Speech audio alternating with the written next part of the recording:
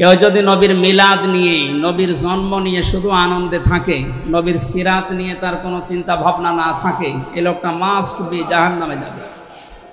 প্রমাণ নবীর আপন চাচা আবু তালেব, আবু লাহাব, তাদের জীবনে আমি পুরা পড়ে দেখেছি। দুইজনেই নবীর মিলাদে, নবীর জন্মে খুশি ছিল, কিন্তু নবীর আদর্শে তারা খুশি না।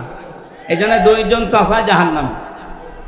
সিস্টেম অপর পৃষ্ঠায় দেখুন আরো দুইজন চাচা, তারা জন্মে খুশি ছিল, হযরত আমির হামজা, হযরত আব্বাস রাদিয়াল্লাহু তাআলা আনহুমা। এই যে এই দুইজন, তারা শুধু মিলাদে, শুধু জন্মে খুশি না, নবীর আদর্শ পেয়ে তারা খুশি হয়েছিল।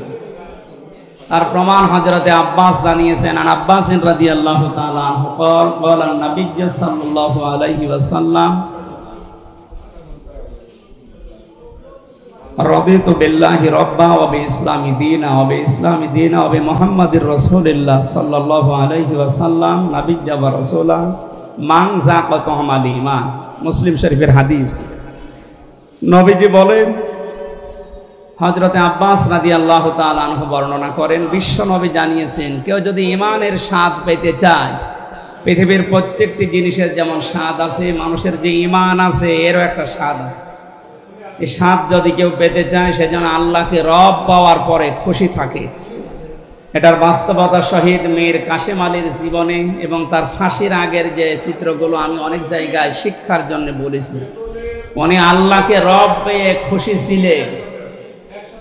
এই জন্যে ফাঁসি হওয়ার 3 ঘন্টা আগে কারারক্ষীকে জানিয়েছে, ভাই আমি 2 ঘন্টা ঘুমালাম, আমাকে 1 ঘন্টা আগে আপনারা ডেকে দেবেন। কারারক্ষী কুতুবউদ্দিন ভাই আমাকে বলছিল, আমির হামজা ভাই, আমি দেখলাম লোকটা ঠিক ঘুমিয়ে গেল। 3 ঘন্টা যার পরে ফাঁসি, সে 2 ঘন্টা ঘুমাচ্ছে, ঘুমায় কি করে? বললাম ঘুমিয়েছে কি করে? আমি বুঝেছি, ইন্নাল্লাযীনা ক্বালু রাব্বুনা আল্লাহু সুম্মা ইসতাকামু তাতানাজ্জালু আলাইহিমুল মালায়েকা। অবশ্যই যারা এই কথা বলতে পারে আমাদের রব আল্লাহ, আর এর উপরে টিকে থাকতে পারে, অবশ্যই আল্লাহ তাদের জন্য ফেরেশতা নাজিল করে সাহায্য করে। ফেরেশতারা এসে কানের কাছে বলে, আল্লাহ তাখাফু ওয়ালা তাহজানু, ভয় পাবেন না, চিন্তা করবেন না। আপনার ছেলে ব্যারিস্টার আরমান গুম হয়ে আছে, আপনার স্ত্রী অসুস্থ, আপনার দলীয় লোকজন হাজার হাজার পালিয়ে বেড়াচ্ছে, হাজার হাজার জেল খাটতেছে, আপনার বিশাল প্রতিষ্ঠান সারা বিশ্বে, কোনো চিন্তা করবেন না। এগুলোর সব দায়িত্ব আল্লাহ হাতে তুলে নিয়েছে। আমার মনে হয় ফেরেশতারা মীর কাশেম আলীর কানের কাছে কথা বলার কারণেই তার 2 ঘন্টা ঘুম এসেছিল, তাছাড়া ঘুম আসা সম্ভব না।